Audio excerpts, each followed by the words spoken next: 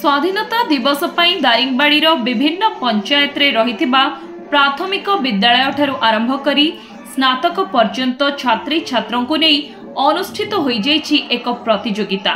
वक्तृता समेत चित्रांकन, रचना, क्विज, संगीत और नृत्य आदि प्रतियोगिता अनुष्ठित होई जाइछि। रविवार शेष पर्यायर नृत्य प्रतियोगिता अनुष्ठित होइथिला। एथिरे कृतित्व अर्जन करिथिबा छात्री छात्रों को ब्लॉक स्तरीय स्वाधीनता दिवस पालन अवसर रे पुरस्कार और मानपत्र प्रदान कराजिबो बोली सूचना दैछन्ति जातीय दिवस पालन कमिटीर सभापति तथा बीडीओ गदाधर पात्र।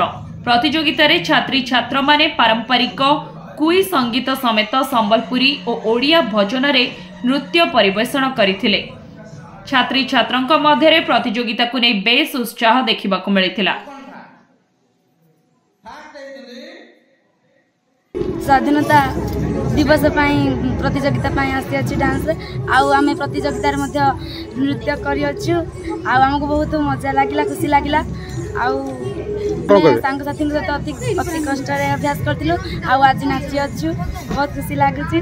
ज्ञान आहरण करके जो परिवेषण परिलक्षित होउची जे आग अपेक्षा वर्तमान जो बहुत भल जो सफल रूपायन हो पारुची। मु आशा करुच्ची आगामी दिन में यही जो सबु क्षेत्र में शिक्षा क्षेत्र में बा अन्य सब सांस्कृतिक अन्य क्षेत्र में जमी भविष्य भल हम।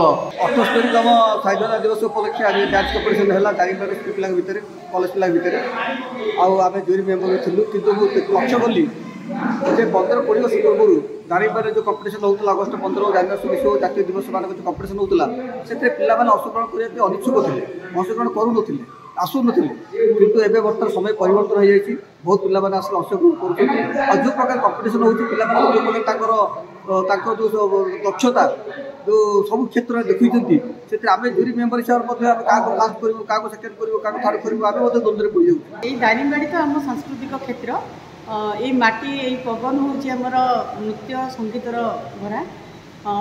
मु जूरी मेम्बर थी किंतु मुझे जूरी मेम्बर थी मत बहुत माने चिंता लगुला जे कुनी कुनी पिला केमती माने वास्तविक न्याय सहित मुझे माने कंपिटिशन केमती न्याय देवी बहुत कष्ट थिला। तथापि मत बहुत चेष्टा करी न्याय देवाई बोलिकी पिला माने बहुत भल कर शिक्षक माने बहुत माने गाइड कर प्रत्येक स्कूल पिला आसी गीत संबलपुरी कुई आ जातीय संगीत पर बहुत प्रोग्राम होता, नाच भी होता।